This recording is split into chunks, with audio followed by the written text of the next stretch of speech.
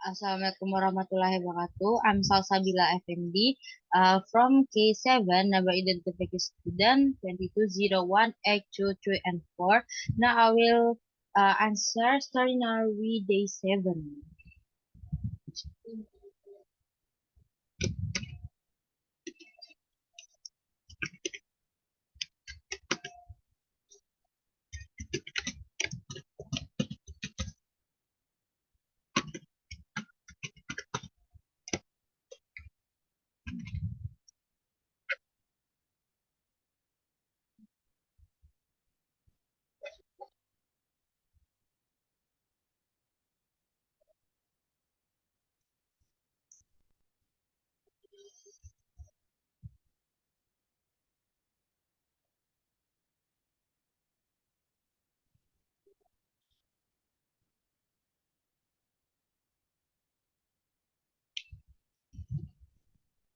Old Sultan by the Brothers Grimm.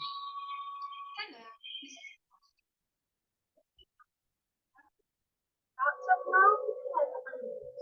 Dog. Oh.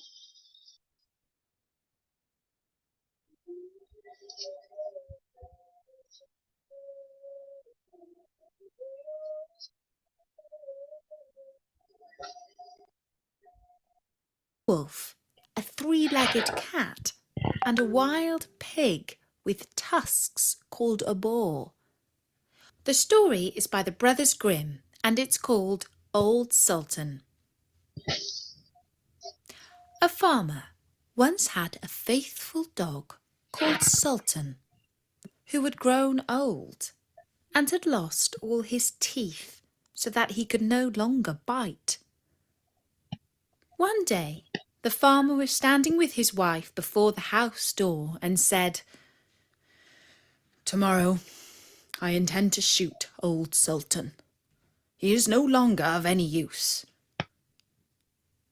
His wife, who felt pity for the faithful beast, answered, "He has served us so long and been so faithful that we might well keep him." "Eh, what?" said the man. "You are not very sharp.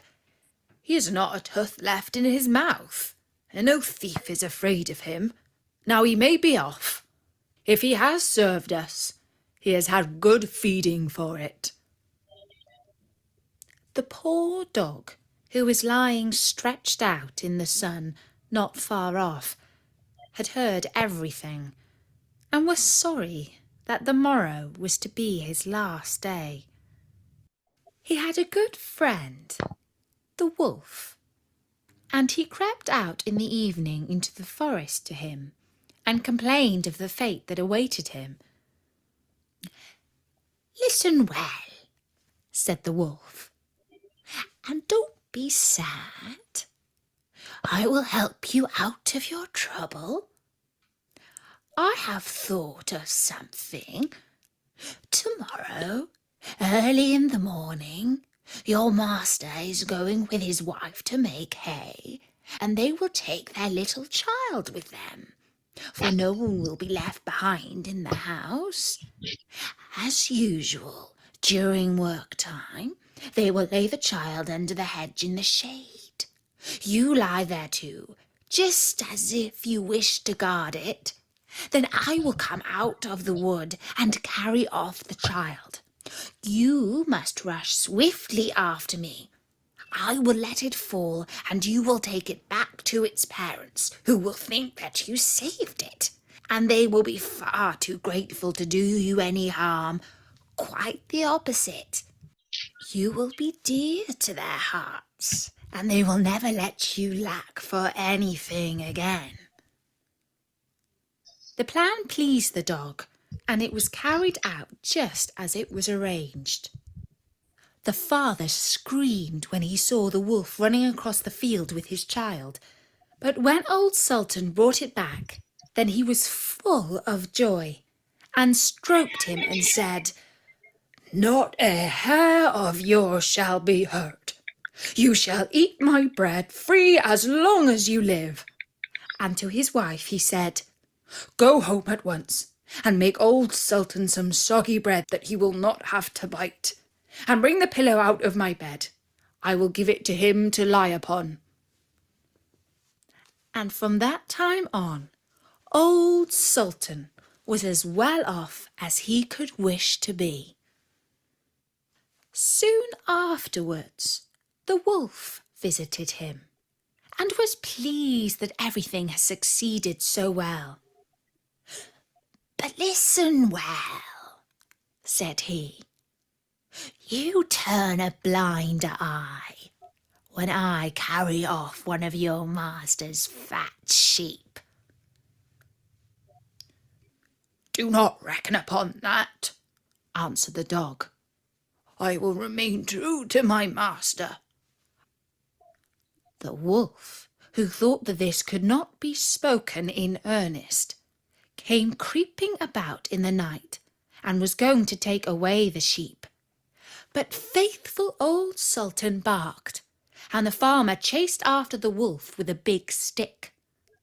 The wolf had to pack off, and he cried out to the dog, "Wait a bit, you scoundrel! You shall pay for this." The next morning, the wolf sent the wild boar to challenge the dog to come out into the forest so that they might settle the affair. Old Sultan could not find anyone to stand by him but a cat with only 3 legs. And as they went out together, the poor cat limped along and at the same time stretched out her tail into the air with pain.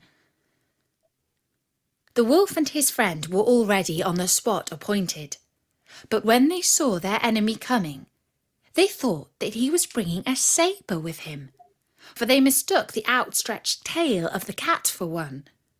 And when the poor beast hopped on its 3 legs, they could only think every time that it was picking up a stone to throw at them. They were both so afraid. The wild boar crept into the underwood, and the wolf jumped into a tree. The dog and the cat, when they came up, wondered that there was no one to be seen. The wild boar, however, had not been able to hide himself altogether, and one of his ears was still to be seen. Whilst the cat was looking carefully about, the boar moved his ear. The cat, who thought it was a mouse moving there, jumped upon it and bit it hard. The boar made a fearful noise and ran away, crying out, "The guilty one is up in the tree!" The dog and the cat looked up and saw the wolf cowering in the trees. He was ashamed of having proved himself to be so afraid. And when he came down, he made friends with the dog. And don't forget, there are loads more stories at storynori.com. So drop by soon and listen to another one. For now, from me, Natasha, bye-bye.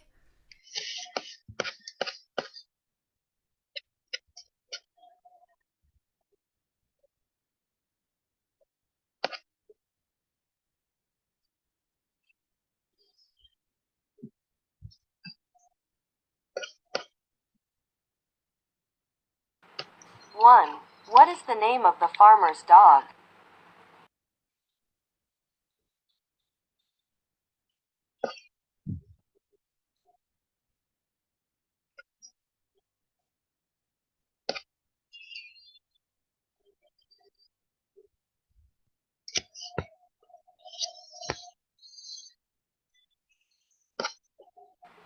2. Why did the farmer want to shoot his dog?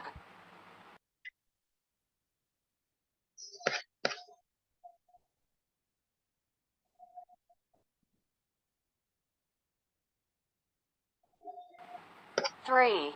Who helps a dog not to be killed by its master?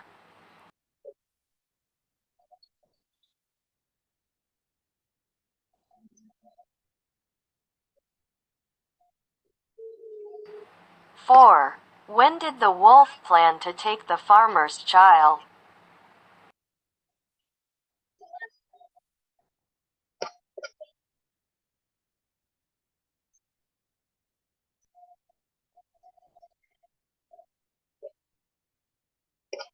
5. Where does the wolf challenge the dog to come out?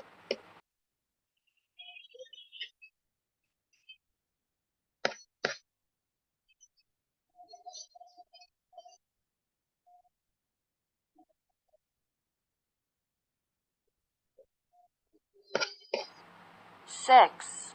The poor dog, who was lying blah blah blah out in the sun not far off.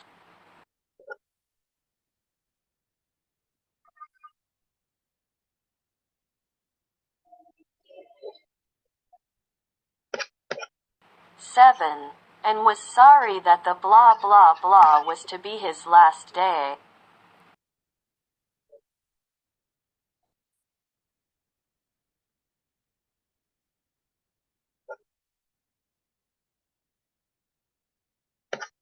8. As usual, during work time, they will lay the child under the blah blah blah in the shade.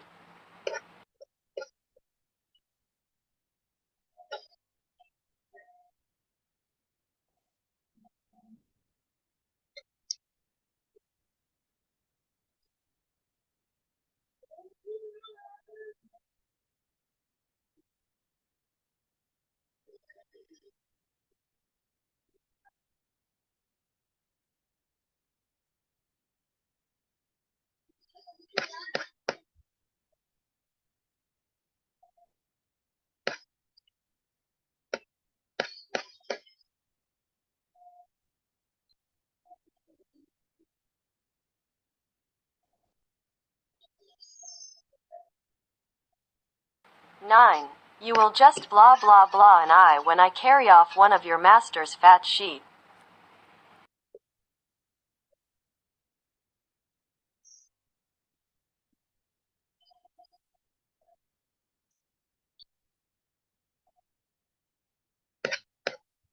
10. Wait a bit, you blah blah blah, you shall pay for this.